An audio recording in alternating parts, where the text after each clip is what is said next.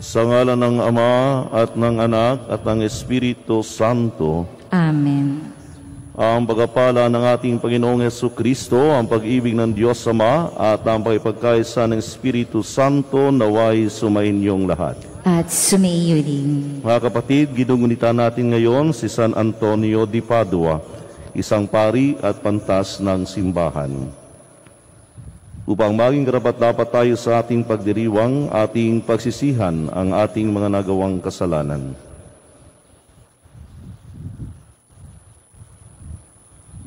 Inamin ko sa makapangyarihang Diyos at sa inyong mga kapatid na lubha akong nagkasala sa isip, sa salita at sa gawa at sa aking pagkukulang.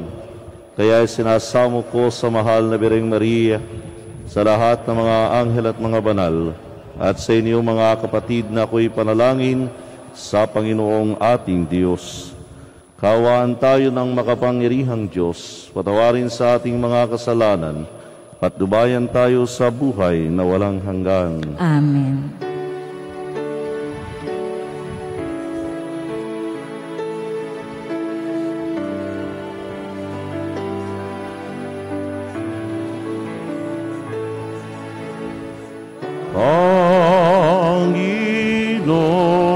Panginoon, kaawaan mo kami.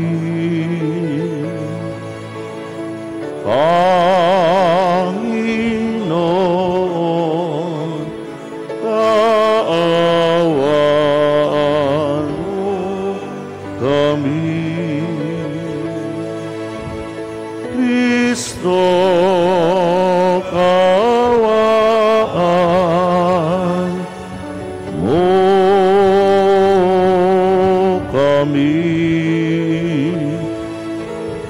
Kristo, kaawaan mo kami.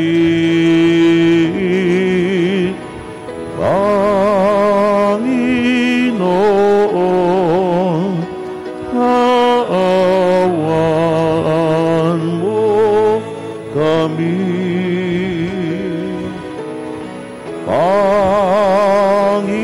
Panginoon, kaawaan mo kami. Manalangin tayo. Ama naming makapangyarihan, ibinigay sa iyong sambayanan si San Antonio bilang mahusay na tagapangharal at tagapanalangin para sa mga pangangailangan. Sa pagtulong niyang masundan namin ang ulirang pamumuhay, madamanawa namin ang iyong saklolo sa kagipitan. Sa pamamagitan ni Jesucristo, kasama ng Espiritu Santo, magpasawalang hanggan.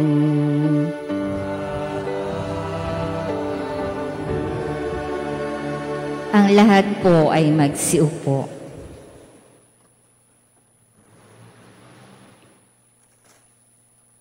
Pagbasa mula sa unang aklat ng mga hari.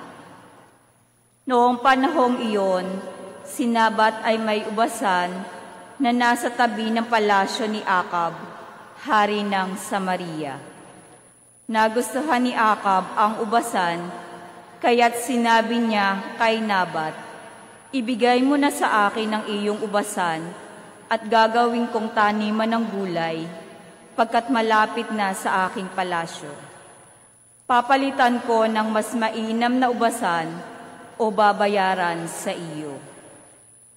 Ngunit ganito ang naging sagot ni Nabat, "Patawarin ako ng Panginoon, ngunit hindi ko po maibibigay sa inyo ang pamana sa akin ng aking mga ninuno." Umuwi si Akab na malungkot at masama ang loob dahil sa sagot ni Nabat.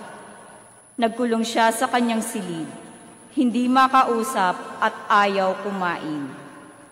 Nilapitan siya ni Reyna Jezebel at tinanong, "Ano ba ang isinasama ng loob mo at di ka makakain?"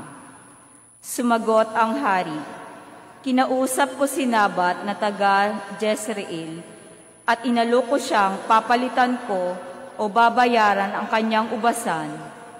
Ngunit tinanggihan ako at ang sabi, hindi raw niya maaaring ibigay sa akin ang kanyang ubasan." Wika sa kanya ni Jezebel, "Halika na, kumain ka at huwag ka nang malungkot. Ereregalo ko sa iyo ang ubasan ni Nabat." Gumawa ang reyna ng ilang sulat sa ngalan ng hari. Tinatakan ng pantatak ng hari at ipinadala sa mga matatanda at namumuno sa lungsod na tinitirahan ni Nabat. Ganito ang sabi niya sa sulat, "Ipag-utos ninyo ang isang pangkalahatang pag-aayuno. Patuyuin ninyo si Nabat sa harapan ng karamihan. Kumuha kayo ng 2 upahang saksi na maghaharap ng ganitong sumbong laban sa kanya." Tinungayaw niya ang Diyos at ang hari. Pagkatapos, dalhin ninyo siya sa labas ng lungsod at batuhin hanggang mamatay. Tinupad ng matatanda at ng mga pinuno ng lungsod ang utos ni Jezebel. Ipinag-utos nila ang isang pangkalahatang pag-aayuno at iniharap sa madla si Nabat. Lumabas ang 2 saksi na inupahan at siya'y pinaratangan ng ganito, "Tinungayaw ni Nabat ang Diyos at ang hari." Kaya't si Nabat ay inilabas ng lungsod at binato hanggang mamatay. Nagpasabi agad sila kay Jezebel, "Patay na po si Nabat na taga Jezreel." Pagkatanggap ng gayong balita, nagpunta si Jezebel kay Akab at sinabi rito, "Hayan, kunin mo na ang ubasang hindi mo nabili kay Nabat. Hindi na siya makatututol. Patay na siya."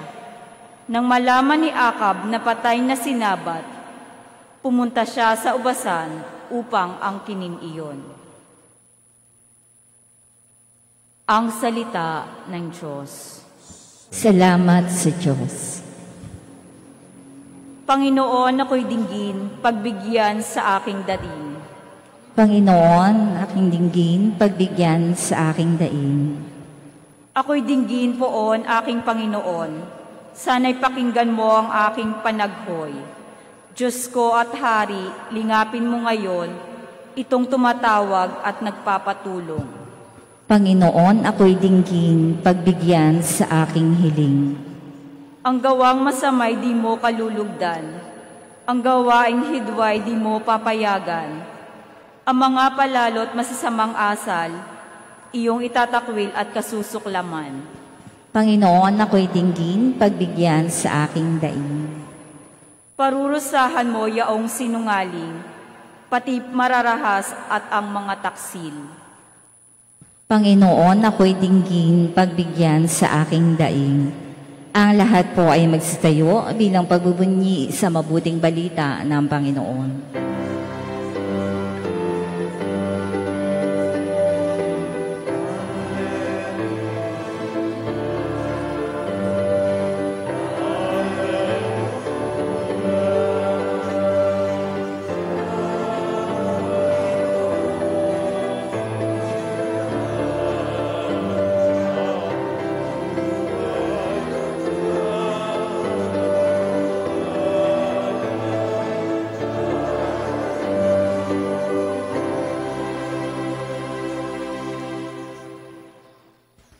Sumainyo ang Panginoon. At sumaiyon.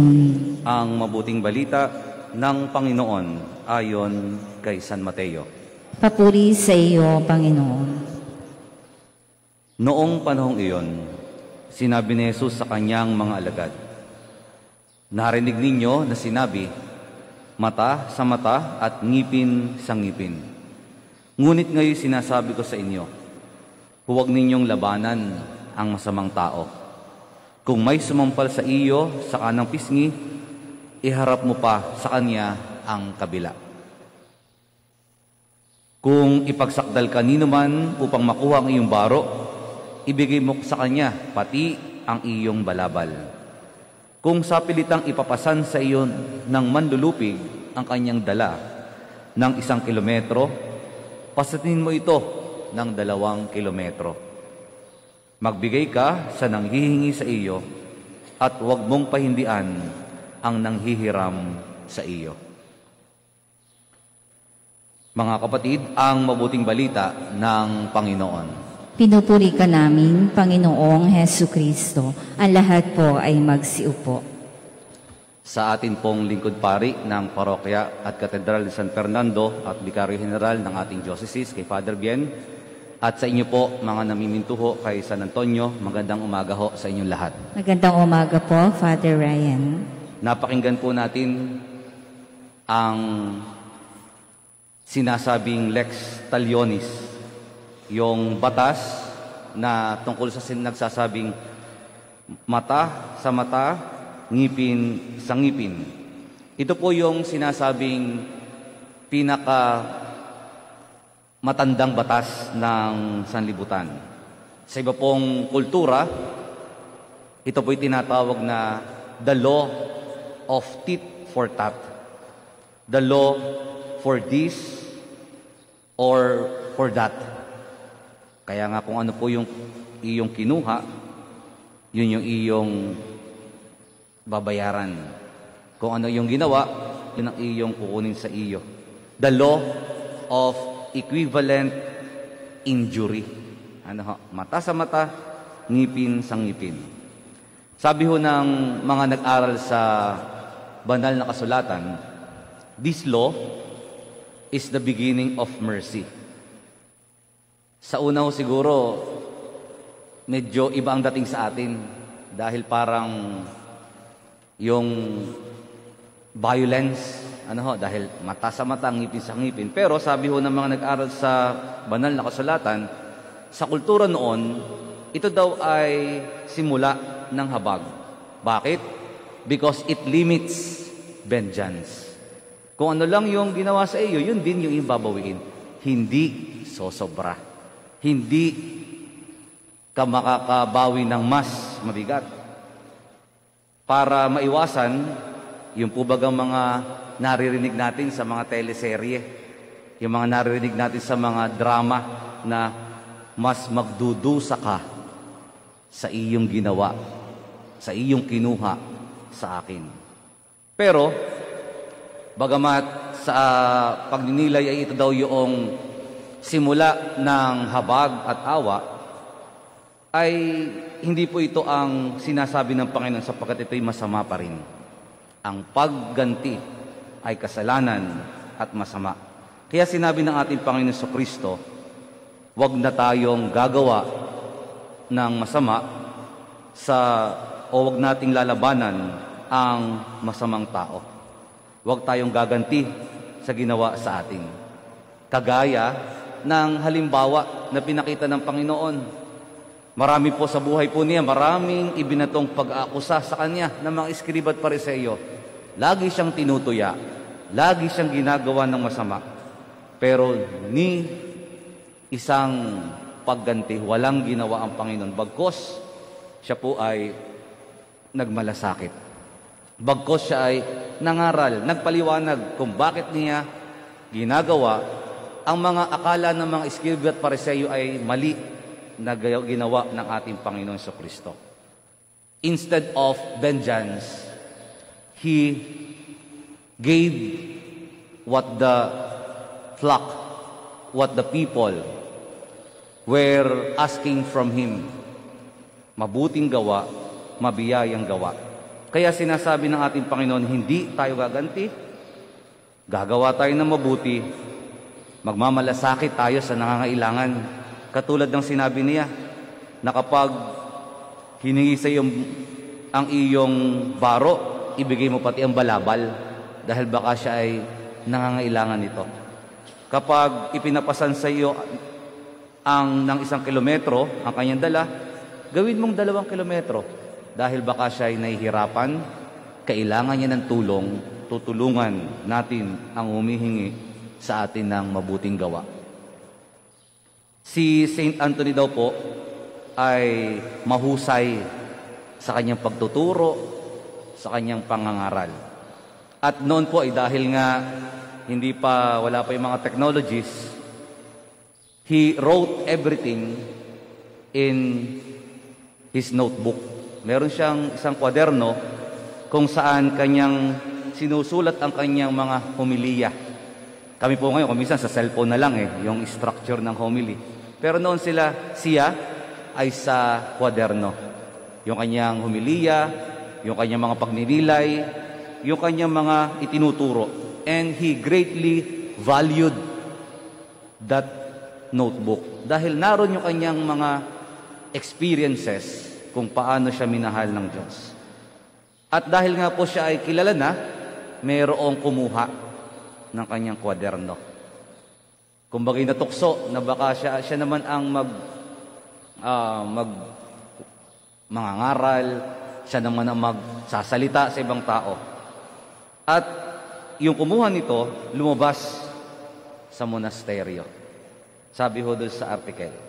Ngayon, siya po'y nagdasal na maibalik ang kanyang kwaderno dahil mahalaga ito sa kanya. At alam niyo, sa kanyang pananalangin, ang bunga ng kanyang pananalangin, na ibalik yung kwaderno at nagkameron ng conversion yung kumuha.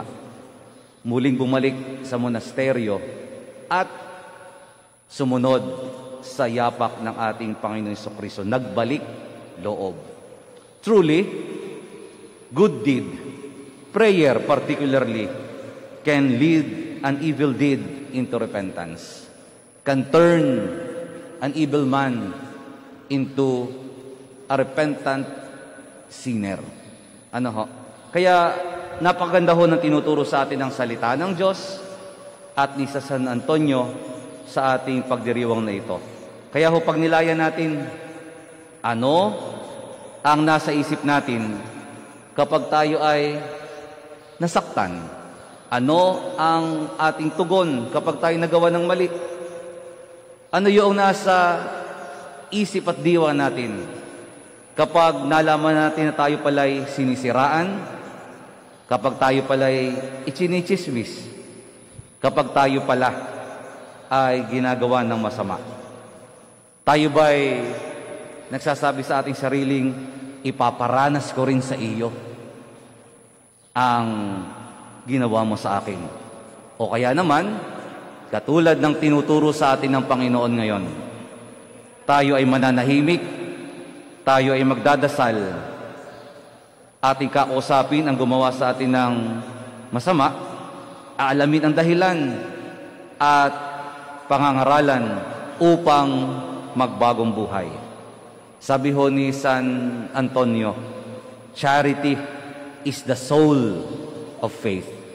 It gives life to our faith. And without love, without charity, ang ating pananampalataya ay mamamatay. Nawa sa ating pamimintuho kay San Antonio at sa pagpapatuloy ng ating pagdiriwang ay huwag sana tayo mahulog sa pagganti, kundi tayo ay sumunod sa halimbawang pinakita ng Panginoon Jesucristo na pagmalasakitan ng kapwa, tulungan ng ating kapwa, mahalin katulad ng pagmamahal niya sa bawat isa sa atin.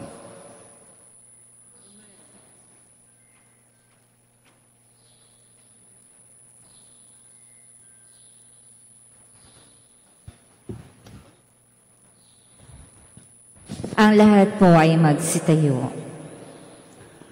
Mga kapatid, napakabuti sa atin ng ating mapagmahal na Ama. Manalangin tayo sa kanyang mahabaging pag-ibig na nagbunsod ng ating mabuting pakikitungo sa ating kapwa. Ang tugon, Panginoon, dinggin mo ang aming panalangin. Panginoon, dinggin mo ang aming panalangin. Bilang bayan ng Diyos, naway may sa buhay natin ang batas ng pag-ibig ni Kristo. Manalangin tayo sa Panginoon. Panginoon, dinggin mo ang aming panalangin. Ang ating mga kaaway, maging yaong mga nakasakit at nakagawa sa atin ng masama sa anumang paraan, naway mapatawad natin, manalangin tayo sa Panginoon. Panginoon, dinggin mo ang aming panalangin. Atin nawang maiwasan ang pagkakahiwa-hiwalay at pagkamakasarili para maiwaksi ang kasamaan sa pamamagitan ng paggawa ng kabutihan. Manalangin tayo sa Panginoon. Panginoon, dinggin mo ang aming panalangin. Ang mga pinaging manhid na ng pagkakasala, naway hipuin ng Espiritu ng Panginoon upang magbalik loob sila at magbagong buhay. Manalangin tayo sa Panginoon. Panginoon, dinggin mo ang aming panalangin. Ang ating mga mahal na yumao, naway ligtas na maakay pauwi sa piling ni Kristo. Manalangin tayo sa Panginoon. Panginoon, dinggin mo ang aming panalangin. Panginoon, ang sambayanan habang aming tinataas ang mga panalangin ito, tulungan mo kaming magkakasamang lumago at mapaglabanan ang pagkakaaway-away at hindi pagkakasundo. Hinihiling na ito sa pamamagitan ni Kristong aming Panginoon. Amen. Ang lahat po ay magsiupo.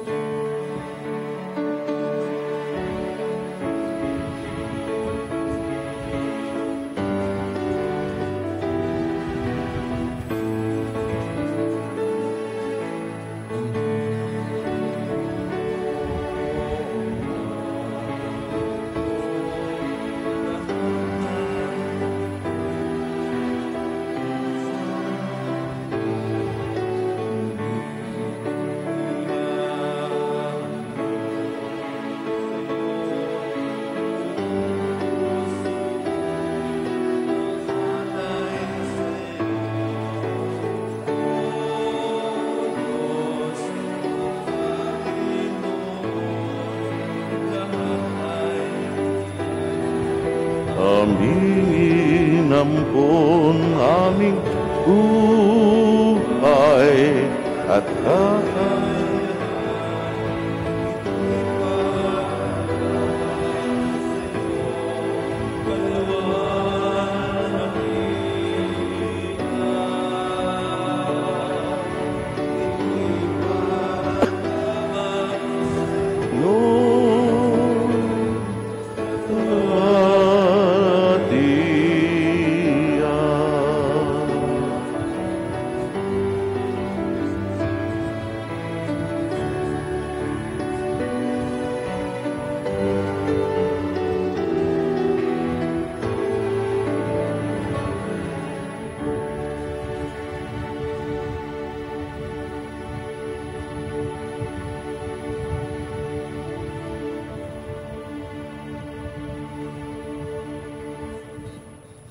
Ang lahat po ay magsitayo.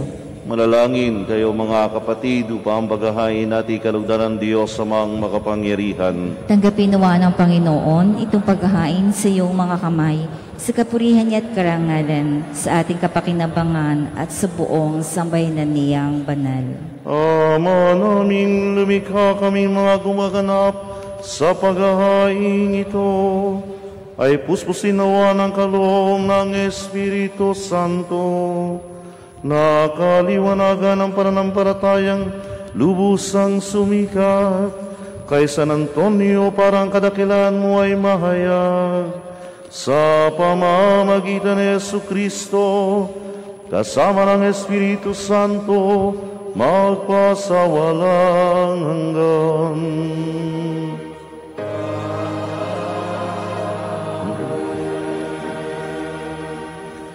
Sumainyo ang Panginoon.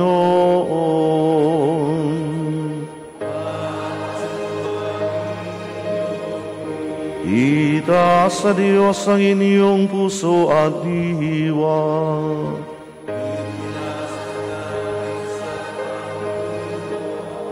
Pasalamatan natin ang Panginoong ating Diyos.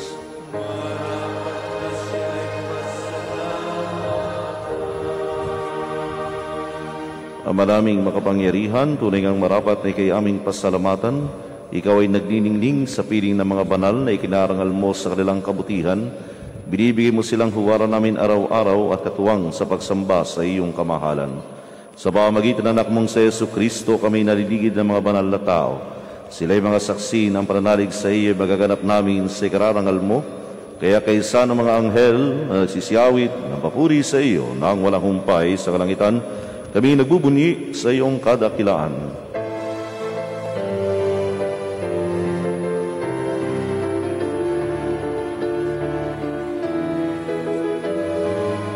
Santo, Santo, Santo, Panginoong Diyos na makapangyarihan, napupuno ang langit at lupa ng kalwalhatian mo.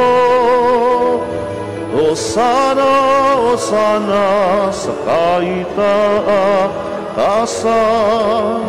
pinagpalang naparirito sa ngalan ng Panginoon.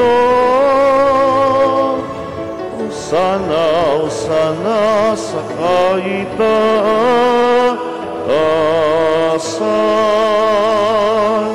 Ang lahat po ay magsiluhod. Ang malaming banal, ikaw ang bukal ng tanang kabanalan. Kaya't sa pamamagitan ng iyong Espiritu ganung banal ang mga kaloob na ito upang para sa amin ay maging katawan at dugo ng aming Panginoong Hesu Kristo. Bago niya pinagtiisa ang kusang loob na maging handog, hinawakan niyang tinapay, pinasalamatan kaniya, pinaghati-hati niya iyon. Iniabot sa kaniyang mga alagad at sinabi, tanggapin ninyong lahat ito at kanin. Ito ang aking katawan na ihahandog para sa inyo.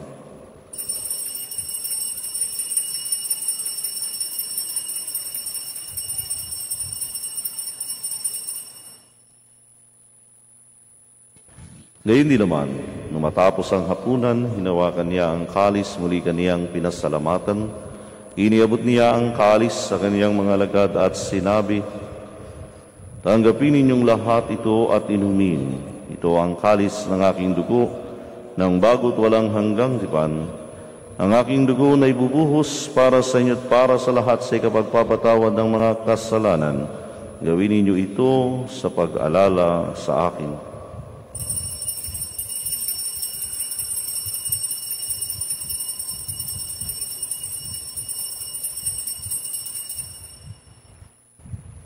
Ipagbunyi natin ang misteryo ng pananampalataya.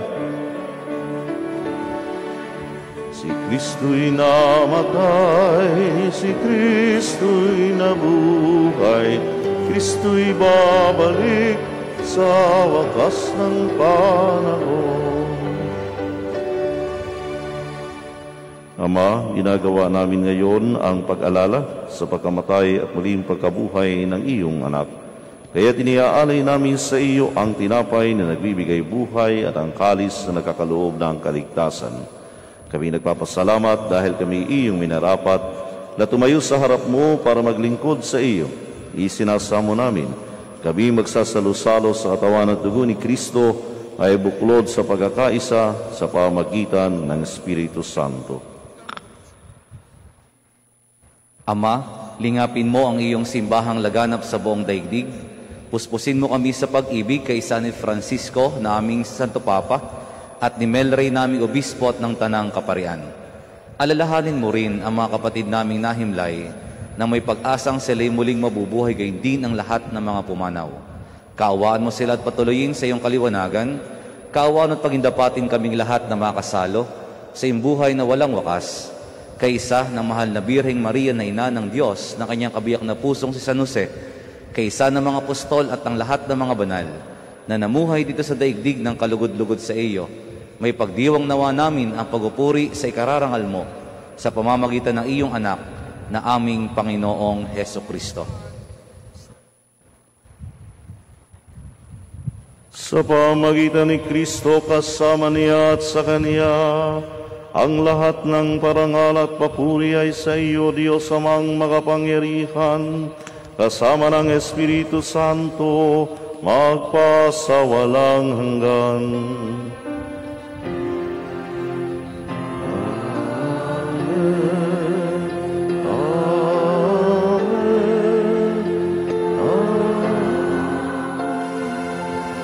Amen. Amen. Ang lahat po ay magsitayo. Bilang nagkakaisa mga anak ng Diyos, sama-sama tayong tumawag sa ating Ama sa langit.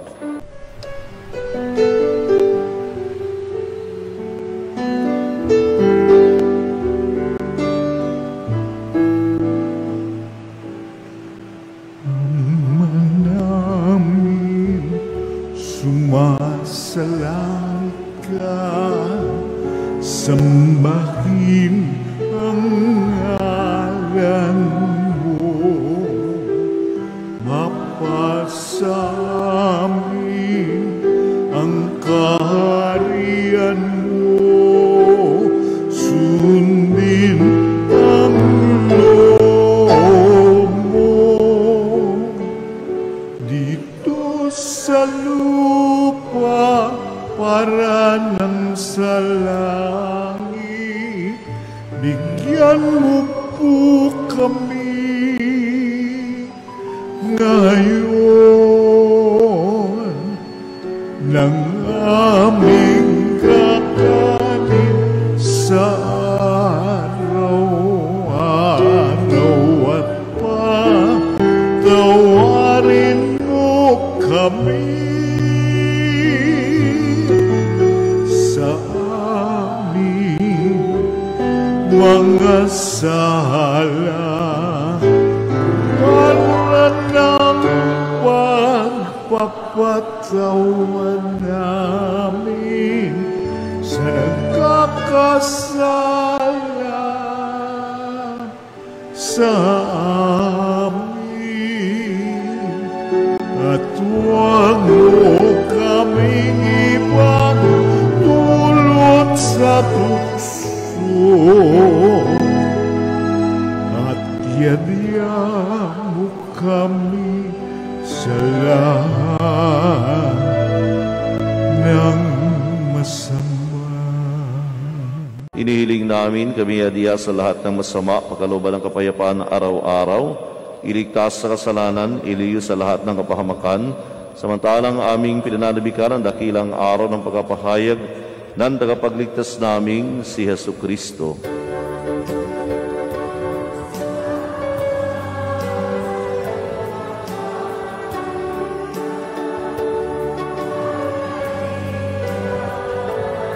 Kapurihan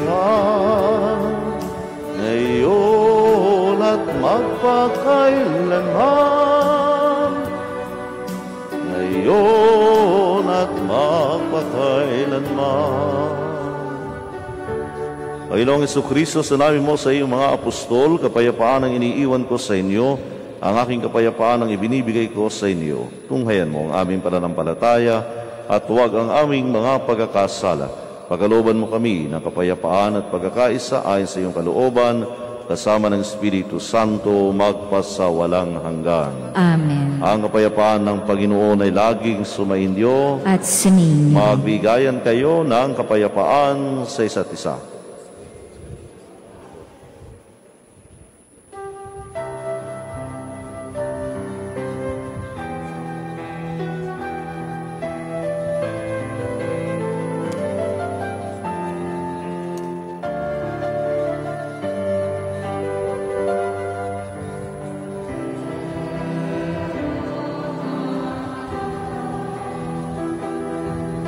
Nag-alis ng mga kasalanan ng sanlibutan.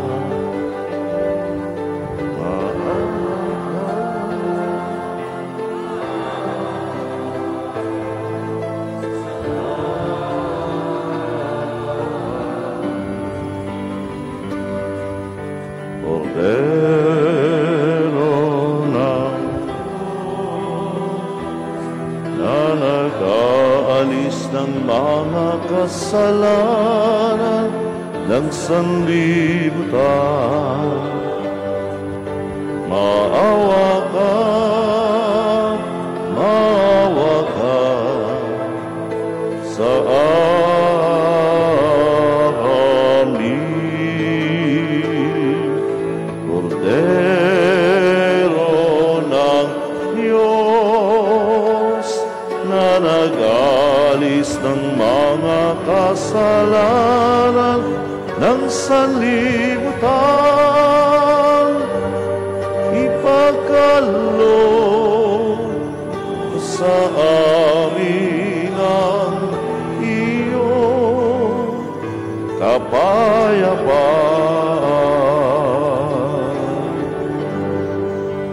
Kapayapaan. Ang lahat po ay magsiluhod. Ito si Kristo, ang Kordero ng Diyos. Ito ang nag-aalis ng kasalanan ng sanlibutan. Mapalad tayong inaanyayahan sa kaniyang piging. Panginoon, hindi ako karapat-dapat na magpatuloy sa iyo. Ngunit sa isang salita mo lamang ay gagaling na ako.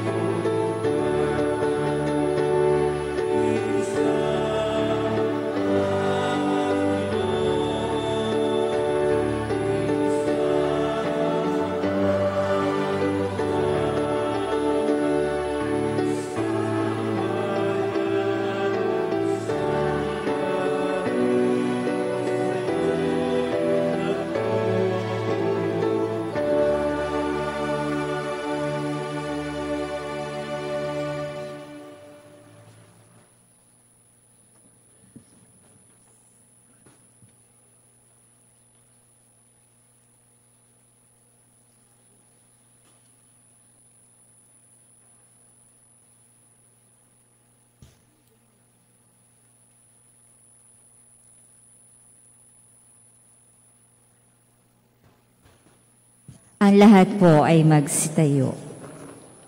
Manalangin tayo. Ama naming mapagmahal, kaming tumanggap sa palalabay kinabang, ay dumadalangin sa pagbubunsod ng pangaral ni San Antonio, upang mamalagi nawang tumatanaw ng utang na loob sa kinamtan naming iyong mga idinulot. Sa pamamagitan ni Jesucristo kasama ng Espiritu Santo, magpasawalang hanggan.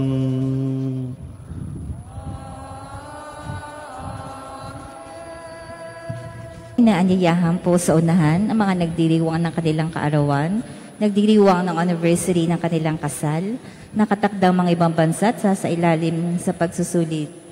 Mangyari lumapit po kayo sa unahan para sa panalangin at pagbabasbas. Isusunod po ay ang pagbabasbas sa mga religious articles. Mangyari lumapit na rin po kayo sa unahan. Maraming salamat po.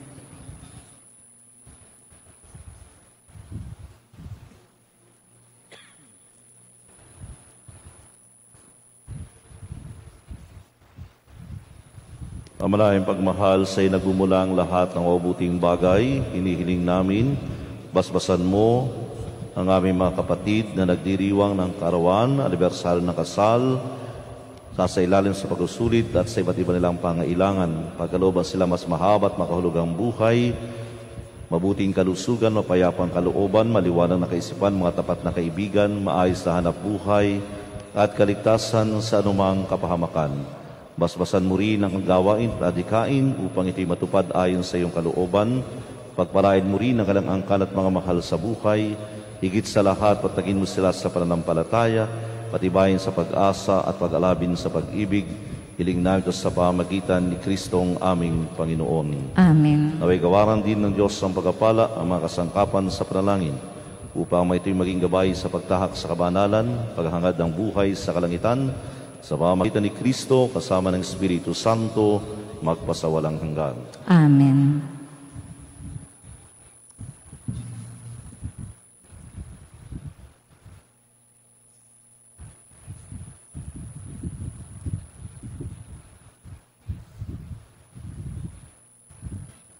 Batiin po natin at palakpakan ang ating mga celebrants. Happy birthday po sa inyo lahat and happy wedding anniversary for those all celebrating their wedding anniversaries.